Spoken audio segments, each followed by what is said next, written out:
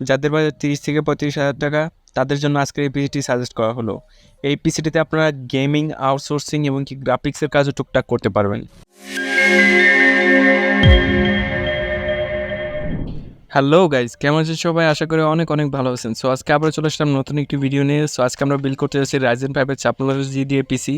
So যেহেতু budget আমাদের 30 থেকে 35,000 টাকা, সো আমাদের কোম্পানির অনেক ভেবেচিন্তে চুজ করতে হয়েছে।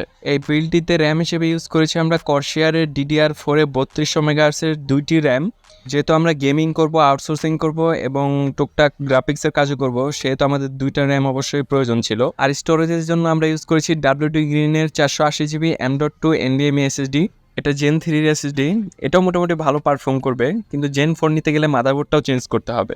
এই বিল্ডটিতে মাদারবোর্ড হিসেবে আমি ইউজ করেছি MSI এর A520MA Pro মাদারবোর্ডটি। এটা আনঅফিসিয়াল মাদারবোর্ড, সেজন্য বাজেটটা একটু কম। আমি সবাইকে বলি যে আপনারা অফিসিয়াল মাদারবোর্ডগুলো ইউজ করবেন।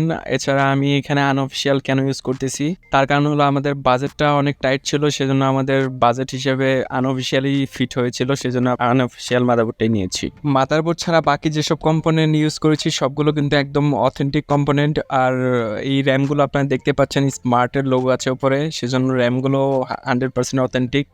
এবং যে এসএসডিটা আমরা ইউজ করেছি সেটার উপরে কিন্তু স্মার্টের লোগো আছে, সো এসএসডিটাও 100% অথেন্টিক। এই বিল্ডটিতে আপনারা গেমিং, আউটসোর্সিং এমনকি টুকটাক গ্রাফিক্সের কাজও করতে পারবেন। গেমিং বলতে আমরা যেটা বুঝি যে ট্রিপলে যে টাইটেলগুলো আছে সেগুলো হয়তো পারফেক্টলি না খেলতে পারলেও মোটামুটি লেভেলে গেমিং অবশ্যই করা যাবে, যেহেতু AMDর ভেগা গ্রাফিক্সটা আমরা পাচ্ছি।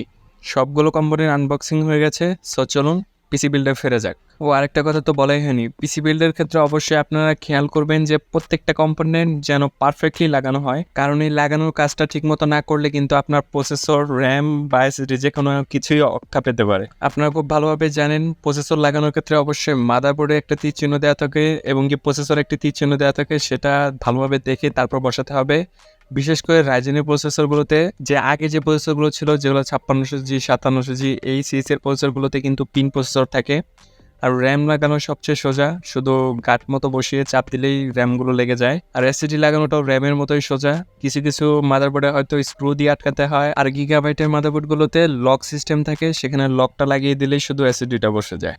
আর আপনারা খুব ভালোভাবে জানেন মাদারবোর্ডের সব কম্পোনেন্ট বসানোর পরে কিন্তু আমি উইন্ডোজটা কমপ্লিট করে নিই, যাতে ক্যাচিংয়ে বসানোর পরে আর কোনো ঝামেলা না হয়। অনেক সময় এমন হয় যে ক্যাচিংয়ে বসানোর পরে দেখা যায় যে কোনো একটা কম্পোনেন্ট নষ্ট, সো তখন আবার বের করতে হয়। আর এই বিল্ডটিতে যে ক্যাচিংটি আমরা ইউজ করেছি এটা হলো গরিবের বন্ধু বড় লোকের দুশ্মন, সো বেলুটপের VT-B701 ক্যাচিংটি। সো জানেন ডায়লগটা চেনা মনে হচ্ছে, জানি ডায়লগটা কার, বলেন তো ডায়লগটা কার, কমেন্টে অবশ্যই আমাকে জানাবেন। এই ক্যাচিংটির সামনে দুটি এবং কি পিছনে একটি RGB লাইট থাকছে। আর এই বিলটিকে পাওয়ার দেওয়ার জন্য আমরা ইউজ করেছি অ্যান্টেকের BP300 এই পাওয়ার সাপ্লাইটি। এই পাওয়ার সাপ্লাইটিতে 300 ওয়াট 100% অ্যাকুরেট রয়েছে, সো মোটামুটি এই বিল্ডের জন্য এই পাওয়ার সাপ্লাই মোর দেন এনাফ। সো পাওয়ার সাপ্লাইটি আমরা সেট করে ফেলবো ক্যাচিংয়ের মধ্যে, তারপর আমাদের মাদারবোর্ডটি বসিয়ে ফেলবো। সো চলুন মাদারবোর্ডটি বসিয়ে ফেলা যাক। মাদারবোর্ডটি বসানোর আগে অবশ্যই ক্যাচিংয়ের মধ্যে আমাদের বেটি বসিয়ে নিতে হবে। মাদারবোর্ডের সাথে একটি বে দেয়, সো ওই যে দেখতেই পাচ্ছেন বেটি বসাতে হবে। বেটি বসানোর পরে তারপর মাদারবোর্ডটি বসিয়ে দিতে হবে। মাদারবোর্ড বসানোর পরে অবশ্যই মাদারবোর্ডের 6টা স্ক্রু থাকে, স্ক্রুগুলো লাগিয়ে দিতে হবে। সো আপনারা দেখতেই পাচ্ছেন সব কাজ শেষ, সবগুলো কেবল ম্যানেজমেন্ট এবং কি মাদারবোর্ড পারফেক্টলি বসানো হয়ে গেছে। সো এখন অন করে দেখবো যে সব কিছু ঠিক আছে কিনা, অন হচ্ছে কিনা। সো আপনারা আমাকে বলছেন যে আমি কেন এগুলা টেস্টিং করি না। আসলে টেস্টিং খুব শীঘ্রই করব। টেস্টিং করে রেজাল্টগুলো অবশ্যই আমি দেওয়ার চেষ্টা করব। আজকের এই বিলটি আমরা তাদের জন্য বানিয়েছি যারা স্টুডেন্ট এবং কি যারা চাচ্ছেন যে কম বাজেটের ভিতরে মোটামুটি গেমিং, আউটসোর্সিং এসব করতে যাচ্ছেন। সো তাদের জন্য আজকের এই পিসিটি আইডিয়াল একটি চয়েস হতে পারে। সো আজকের মতো এই পর্যন্তই। সবাই ভালো থাকবেন, সুস্থ থাকবেন। আর আমার ভিডিও ভালো লাগলে অবশ্যই শেয়ার করবেন আপনার বন্ধুদের সাথে। আমার ভিডিওর আপডেট সবার আগে পাওয়ার জন্য আমার চ্যানেলটি অবশ্যই সাবস্ক্রাইব করবেন। এই পিসি বিল্ড বিষয়ে অথবা যে কোনো বিষয়ে যে কোনো মতামত আমাকে অবশ্যই কমেন্ট করে জানাতে পারেন। আপনাদের কমেন্ট আমার কাছে খুবই মূল্যবান। আপনাদের কমেন্ট পড়ে আমি অনেক কিছু শিখি এবং কি আমার ভুল ত্রুটিগুলো আমি শুধরে নেই। সো অবশ্যই আমাকে কমেন্ট করবেন, আমার সাথে থাকবেন। আল্লাহ হাফেজ, টাটা।